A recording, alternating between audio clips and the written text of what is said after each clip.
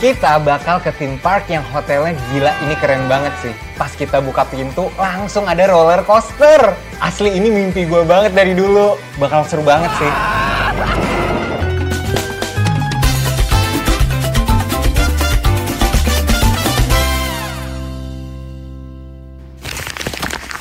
Hai, halo, hai. Halo teman-teman, gue Ulion. Bentar. Kayaknya nggak enak deh kalau hitam putih. Wow! Setelah gue loncat dari pesawat dan ngunjungin desa yang indah banget di Swiss, gue balik lagi ke Jerman untuk nyobain hotel paling gila di dunia. Tahu nggak kenapa gue balik lagi ke Jerman? Jadi kan rute gue tuh dari Jerman, Paris, terus ke Swiss, abis itu ke Jerman lagi. Jadi gue tuh nitip koper gue yang gede banget itu di rumahnya Vira yang di Jerman. Jadi selama gue berkelana ke Paris sama ke Swiss, gue nggak bawa koper gede karena ribet gitu loh bawa koper. Jadi ini alhamdulillah banget sih, jadi lebih hemat energi lah untuk jalan-jalannya. Nah kalau kalian nggak tahu mereka, langsung aja nonton vlog gue yang ini di episode 1 karena di situ ada ceritanya. Nah di Jerman ini gue bakal ketemu mereka berdua lagi untuk main ke theme park yang menurut gue ini one of the best di Jerman atau bahkan di Eropa. Jadi bakal seru banget.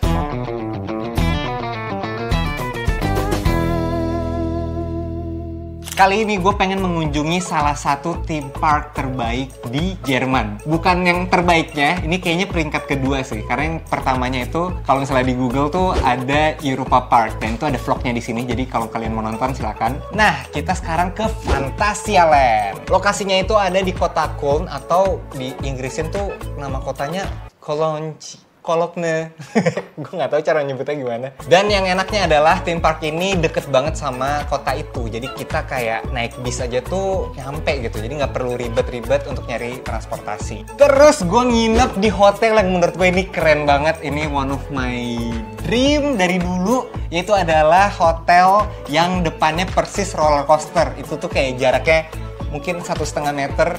Buka pintu tuh langsung ada roller coaster. Itu aduh, seru banget sih. Nama hotelnya adalah Hotel Charles Lindbergh. Nah, kenapa namanya Hotel Charles Lindbergh? Charles Lindbergh ini adalah seorang pilot dan beliau adalah orang pertama yang terbang sendirian ke lautan Atlantik tahun 1927. Pilotnya juga akrobatik, jadi yang kayak sirkus gitu, yang kayak nyung. Jadi emang kayak roller coaster sih cara dia nerbangin pesawatnya. Nah, karena pesawatnya itu, Phantasialand jadi terinspirasi untuk bikin versi roller coasternya. Makanya kita tuh naik roller coaster yang itu tuh kayak terbang gitu, jadi emang sesuai konsepnya banget sih. Jadi hotelnya ini persis di samping roller coasternya, tapi karena kita tidurnya malam, dan kalau malam tuh theme parknya tutup, jadinya kita nggak akan dengerin suara teriakan-teriakan orang dan suara rel gitu. Jadi kalau misalnya pagi-pagi ya kita dibangunin sama suara roller coasternya, jadi kayak zzz, itu agak geter-geter gitu sih, emang agak ngeri ya. Cuman sensasinya adrenalinnya kerasa sih. Dari konsepnya itu menarik banget, dan itu bikin kita jadi lebih super excited untuk nyobain roller coasternya. Karena dari hotelnya aja kita udah masuk ke dalam dunianya si roller coaster ini gitu. Ya udah, kita sekarang masuk ke hotelnya yuk. Let's go. Gila, ini kayaknya hotel pertama yang pemandangannya bener-bener di depan roller coaster langsung. Dan ini epic banget sih. Kamarnya tuh kita seakan-akan lagi ada di dalam ini kayak kapal gitu. Jadi tuh kabinnya kabin-kabin kecil. Menarik banget konsepnya. Ini kamarnya emang buat 2 orang. Jadi ceritanya kayak kapal kita lagi berpetualang gitu. Dan ini detail-detailnya cakep-cakep banget sih. Kayak mulai dari tempat apa ya, kayak infobooknya tuh kayak beneran tuh kayak bener-bener explorer gitu. Coba ya kita buka tuh kayak astronaut briefing. Kita sebagai tuh penjelajah. My dearest explorer. Tuh ini tuh informasi-informasinya semuanya didesain kayak zaman dulu gitu. Tuh ini ada park boarding pass, jadi ini tiket masuknya. Jadi kalau kemana-mana harus bawa ini. Dan kita dapat postcard juga, dan ini bisa dikirim langsung ke rumah kita. Epic banget. Secara desain semuanya tuh kayak bagus banget sih menurut gue. Dan desainnya bener-bener persis kayak kabin. Dan ini lemarinya juga didesain kayak jadul banget gitu tuh. Keren. Dan yang gue suka tuh hotel-hotel di Eropa tuh semuanya tuh empuk. Ininya tuh empuk nih. Selimutnya empuk, bantalnya juga empuk. Dan ini kamar mandinya juga menurut gue cakep sih. Kayak kamar mandi di kereta, cuman lebih versi lebih bagusnya gitu. So, ini juga pemandangannya ke roller coaster di samping. Itu tuh vibes-nya bener-bener persis kayak adventurer gitu. Tuh kita dapet kacamata-kacamataan tuh, terus jamnya juga kayak antik banget ya, kayak zaman-zaman jadul gitu. Dan ini untuk ngelihat luar tuh bisa diputar gini nih. Tuh, jadi bisa ngintip kalau ada roller coaster di luar. Dan ada koran yang jadul-jadul gitu, korannya tentang roller coaster yang ada di depan kita ini. Ini keren banget sih konsep dari hotelnya. Ini menurut gue cukup banget sih untuk berdua, dan sendiri juga kayak pas banget gitu loh. Justru kalau misalnya kamar kegedean, menurut gue nggak nyambung sama temanya gitu, kayak kabin-kabin kapal. Ih, suka banget di sini karena tuh baru buka pintu, langsung ada roller coaster. Hotel yang dari gimmick, dari konsep, dari apapun itu tuh menurut gue ini komplit banget. Karena biasanya ada hotel yang gimmick, misalnya ada yang gimmick ini itu gitu. Cuman ini niatnya niat banget dari semua desainnya. Jadi menurut gue ini sangat-sangat worth it. Harga per malamnya itu 8 jutaan, dan ini tuh maksimal bisa berdua, jadi kalau misalnya bagi dua ya 4 jutaan lah per orang. Tapi harganya worth it banget karena itu harga paketan. Jadi benefit yang bisa kita dapetin adalah itu tuh harga udah include 2 tiket untuk 2 hari untuk masuk ke Fantasia Land-nya. Jadi bayangin kalian nginep di situ, kalian bisa nikmatin Fantasia Land 2 hari. Hari pertama sama hari kedua. Jadi menurut gue puas banget sih untuk explore. Nggak cuma itu, kita juga dapet sarapan, terus makan malamnya juga dapet 3 course dinner, jadi yang kayak kenyang banget sih makanannya. Terus dapat express pass untuk 1 roller coaster, dan juga ada eksklusif akses untuk ke theme parknya. Dengan desain yang unik, props yang detail banget, serta gimmick-gimmick yang berlimpah, menurut gue ini worth it banget sih untuk nginep di hotel ini, at least sekali dalam seumur hidup. Gue prefer untuk ke hotel-hotel yang banyak gimmicknya kayak gini sih, dibanding sama hotel yang minimalis estetik gitu. Nah, sekarang gue mau review salah satu roller coaster paling terbaru di Jerman, dan itu tuh kayak roller coaster pertama di Jerman yang stylenya kayak terbang gitu, dan ini namanya Fly. Nah, karena gue nginep di hotel itu, jadi kita ada privilege untuk dapat express pass untuk naik roller coaster Fly ini. Jadi dari hotel ini langsung ada pintu masuk ke parknya. Jadi kayak spesial untuk pengunjung hotel di sini. Wih, Charles Lindbergh. Ini langsung ada tulisannya Ready to Fly, karena depan kita tuh langsung ada roller coaster namanya Fly juga. Hotel ini tuh emang dedikasi banget buat si roller coaster ini. Jadi sangat-sangat unik sih, karena baru kali ini hotel yang ngespesialin terhadap suatu coaster gitu.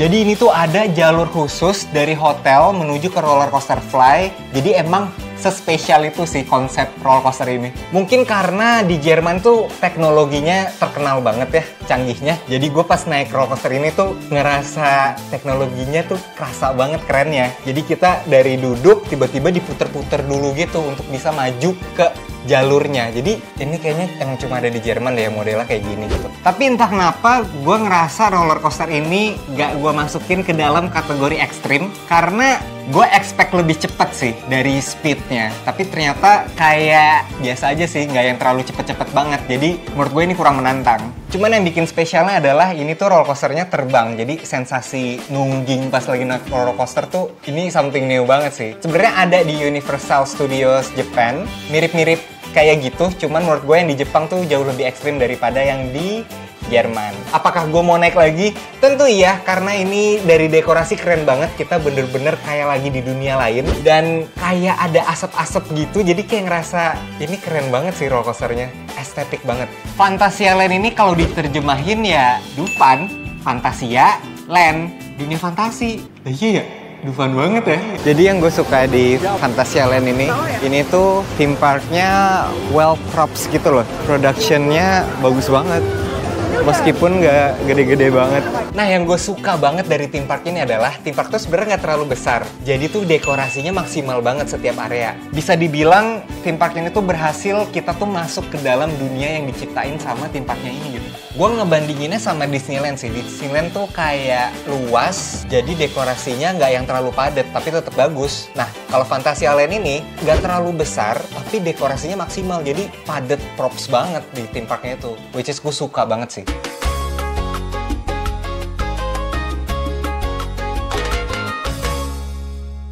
Sekarang gue mau nge-review Black Mamba. Ini tuh inverted roller coaster, jadi yang relnya di atas dan kakinya ngegelantung. Jujur ini ngeri sih, karena kita kayak masuk nyelip-nyelip bebatuan gitu. Jadi emang ngeri kakinya tuh ketabrak sama batu-batu yang ada di situ sih. Sebenarnya tingginya juga nggak terlalu tinggi ya, sekitar 26 meter. Cuman karena sensasi kayak mau ketabrak sama batu-batuan, itu yang menurut gue jadi lebih deg-degan gitu. Kecepatannya itu sekitar 80 km per hour. Dan menurut gue sensasinya justru di nyelip-nyelip batu sih. Dan make sure kalau kalian naik roller coaster ini harus duduk yang paling depan. Karena itu beneran kayak mau ketabrak sama batu gitu. Gue mau naik lagi sih Black Mamba karena nggak begitu pusing dan sensasinya unik aja gitu. Kita kayak lagi di dalam hutan Afrika. Konsepnya keren banget sih.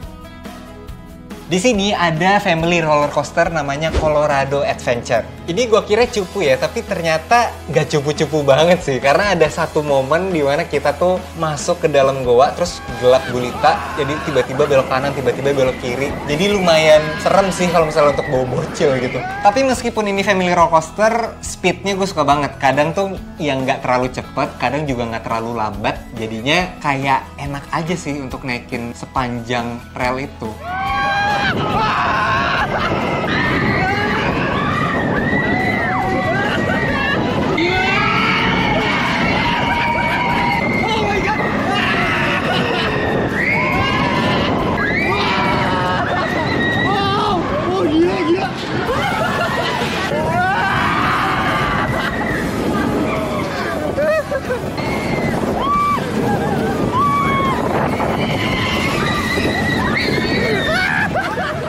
Durasinya juga ternyata lumayan lama sih, gue kira kayak pendek aja gitu. Ternyata kita tuh kayak masuk ke dalam goa dan belok sana belok sini dan ternyata kayak ini kapan kelarnya ya? Ini untuk family roller coaster menurut gue ini worth it banget sih untuk ngantri. Jadi silakan.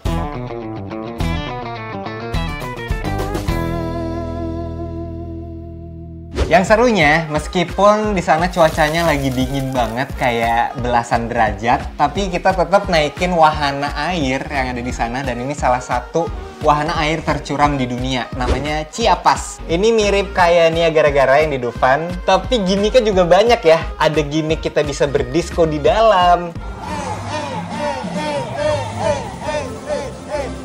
Terus disiram-siram air gitu, padahal lagi dingin banget. Sama kita kayak ada sensasi jalannya mundur gitu.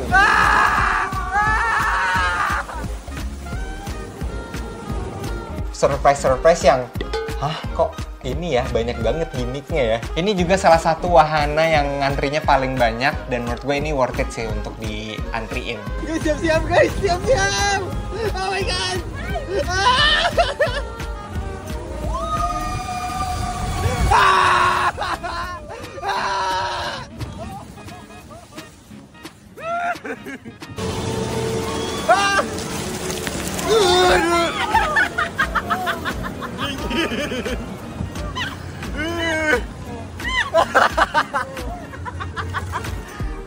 Ini dipaksa basah nggak sih?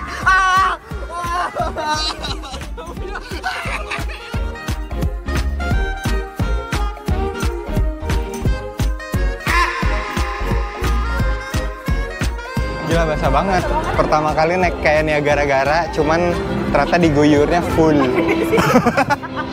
Dan di Fantasyland ini temanya keren-keren sih.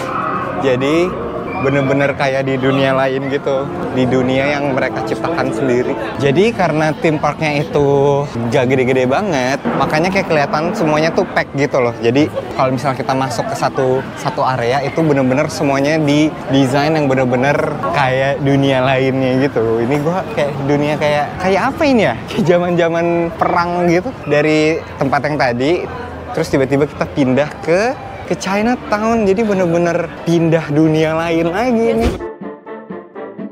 Terus ada ini nih, namanya Talokan. Ini tuh kayak tornado yang di Dufan, cuman ini tuh sebenarnya kayak 2 kali lipat gitu loh sensasinya. Karena menurut gue ini lebih cepet dan lebih pusing. Dari looks kelihatan ekstrim banget karena ini ada beberapa waktu tuh ada semburan apinya, ada semburan airnya juga. Jadi kalau dari video tuh kayak kelihatan ekstrim, padahal sebenarnya itu cuma muter aja terus diputer-puter lagi gitu. Ini persis banget kayak tornado, cuman lebih ekstrim. Rasanya jujur pusing dan gue ngerasa sakit. Sakitnya tuh kayak ada darah di kepala gue deh. Kayak ekstrim banget gitu loh. Karena diputernya cepet, jadi kayak ngerasa semua darah tuh naik ke atas gitu, ke atas kepala. Dan durasinya gue ngerasa ini jauh lebih lama dari tornado yang di Dufan. Jadi cukup menyiksa ya. Tapi apakah gue mau naik lagi? Enggak sih, cukup sekali aja. Karena sakit. Sekarang gue nyobain, nama wahananya itu Mystery Castle. Ini tuh salah satu wahana yang menurut gue cepet banget durasinya, tapi nagih banget. Kita tuh sampai naik 2 kali karena emang senagih itu sih. Jadi ini tuh persis kayak Histeria di Dufan, cuman bedanya adalah kita tuh indoor. Jadi naik Histeria tapi gelap total, nggak bisa ngeliat apa-apa. Jadi itu tuh yang bikin serem adalah kita jadi berimajinasi ini tuh tinggi banget gitu.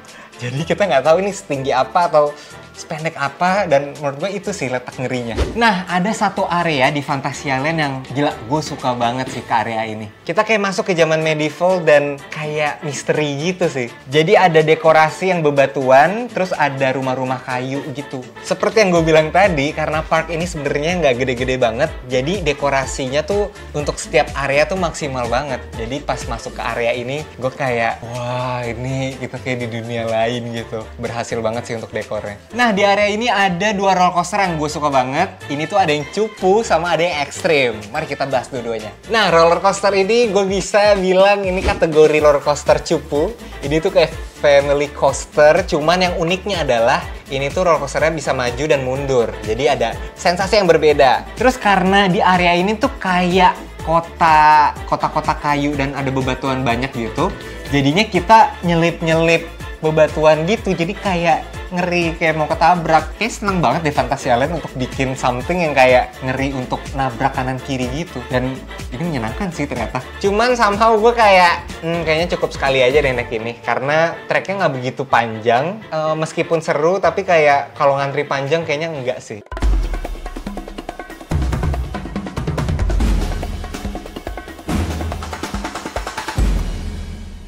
Nah, muncullah one of the best dan salah satu roller coaster favorit gue selama gue berkelana nyari roller coaster terbaik di dunia. Dan inilah Taron. Gila, akhirnya gue nemuin karakter roller coaster yang gue suka. Ternyata tuh model-model kayak Taron gini. Sebenarnya ya, roller coaster tuh nggak tinggi, cuman cepet dan apa ya, bikin kita badannya melayang banget. Terus belok kanan belok kirinya juga intens, dari yang kanan banget tiba-tiba dipelanting ke kiri, terus ke kanan lagi, terus naik turun, jadi kayak di goncang-goncang banget badannya. Itu menurut gue seru banget sih. Pokoknya kalau kalian ke Jerman wajib banget nyobain roller coaster ini. Karena menurut gue dari roller coaster yang gue coba selama keliling di Jerman, ini roller coaster terbaik sih di Jerman. Taron, inget namanya Taron. Nah, pertanyaannya adalah apakah Phantasialand worth it? Jawabannya adalah worth it banget! Dan jaraknya juga nggak jauh dari kota besarnya, dari kota Köln. Jadi ini aksesnya gampang banget sih. Dan dari kota Köln sampai ke Phantasialand bisa naik bus. Jadi kayak lebih simple aja sih perjalanannya. Nah, tips dari gue adalah sebenarnya ini tips untuk ke theme park lainnya di seluruh dunia ya. Harus download aplikasi dari theme parknya. Nah, biasanya theme park yang canggih tuh dia udah ada aplikasinya, dan di situ kita bisa ngeliat informasi ngantrinya berapa lama, terus untuk beli tiket express pass juga bisa di situ, atau kayak mau nyari toilet kita bisa lihat seberapa jauh gitu. Jadi informasi semua ada di aplikasi, jadi wajib untuk download aplikasinya. Nah, kalau misalnya gue disuruh milih nih apakah Phantasialand atau Europa Park, agak susah sih. Cuman kalau ngelihat dari aksesnya, Phantasialand tuh aksesnya lebih deket dari kota, sedangkan kalau Europa Park itu tuh kayak lebih ribet gitu untuk akses ke sananya. Jadi gue lebih rekomen Phantasialand. Gimana, kira-kira kalian tertarik nggak untuk datang ke Phantasialand kalau lagi Europe trip? Coba tulis komen di bawah. Europe trip gue belum selesai nih. Jadi abis dari sini gue bakal ke London bareng Medi Renaldi dan Selos. Di London, gue akan hunting roller coaster dan hunting pertunjukan musikal juga. Jadi bakal seru banget, kalian wajib menonton. Coba tulis komen di bawah kira-kira wahana apa yang kalian pengen banget mainin. Sampai bertemu di vlog selanjutnya. Hatur nuhun, syukron, danke, arigato, kamsahamnida. Terima kasih, thank you.